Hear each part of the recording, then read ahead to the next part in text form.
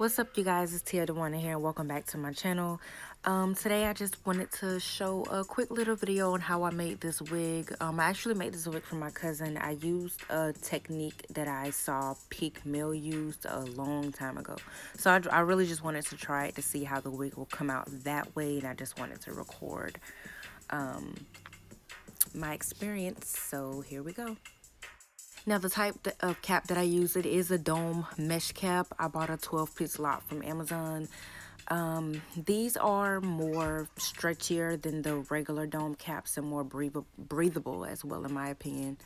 Now, I do have a closure and 3 bundles. I believe it was 16, 14, and 12. The closure is also 12. And it is in a body wave texture. I'm not sure where the hair came from. Again, like I said, I made this wig for my cousin. Basically, what you want to do when you fit the closure is bring it a little bit down in front of the cap. You don't want to line it up with the cap. Never, ever, ever do that. Always give your wig some room, especially if you want it to fit at the top or the front. And that same thing goes for closures. I'm sorry, frontals. So you're going to need some pins to secure it down as you're sewing it. You want this to be as flat as possible.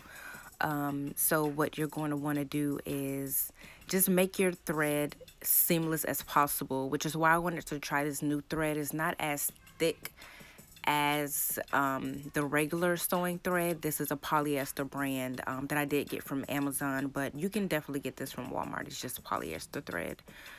So what you're seeing me do here is when you sew on the frontal onto the elastic band that goes around the perimeter of the cap, as you can see here, you don't want to go all the way through the band because you still want to give it room to stretch for the bigger heads, the smaller heads, whatever. You just want the wig to fit.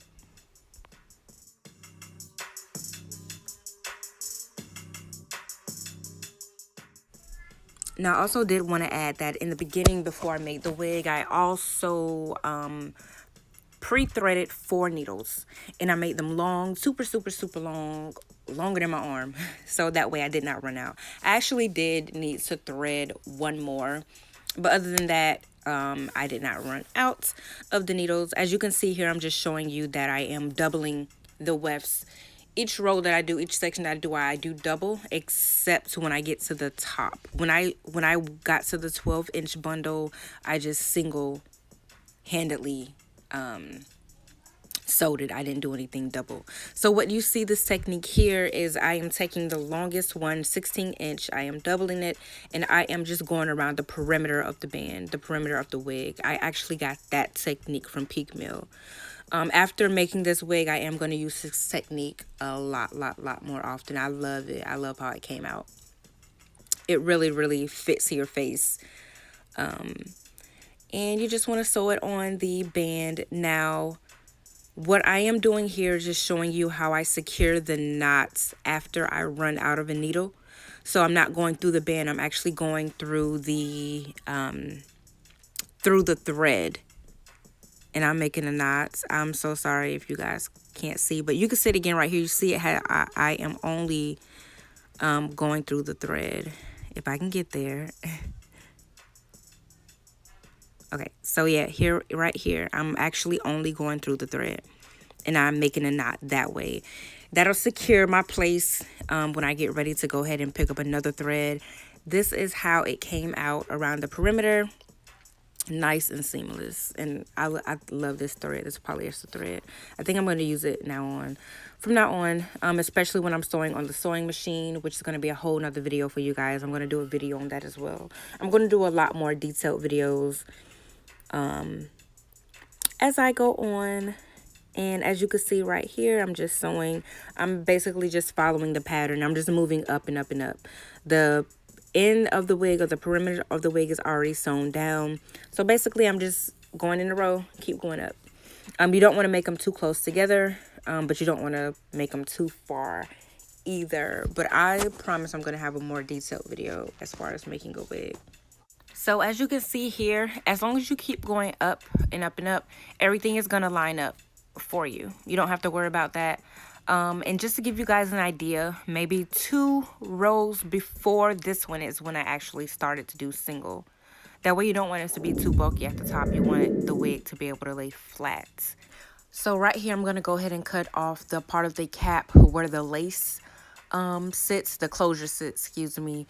You want to cut it close, but not too close to where you're going to undo your work.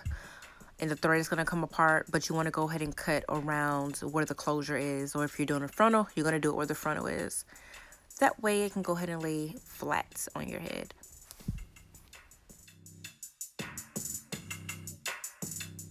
Now what I'm going to go ahead and do is bleach the knots.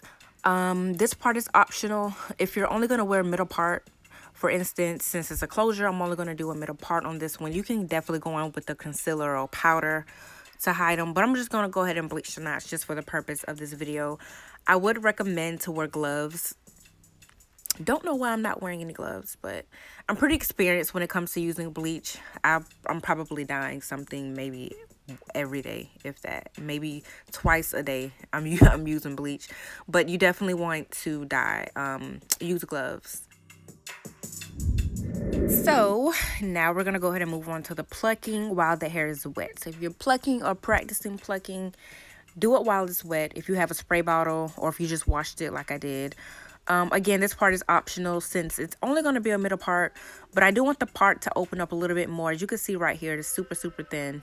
And I'm just going to go, I could have only just plucked where the part is, but I just want it to be extra and do some plucking, which I'm also going to have another detailed video just based around plucking. You really can't go wrong with plucking as long as you're not plucking in the same spot so much.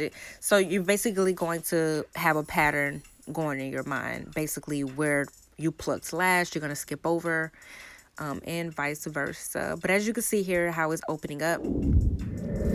And here is the wig, guys. I had a better footage on my regular camera, but I deleted it by accident. Sorry. So this was actually a couple days later. This had to be like 3 or 4 days later. And I just added some curls off camera. You guys, please subscribe to my video, to my channel, and like this video.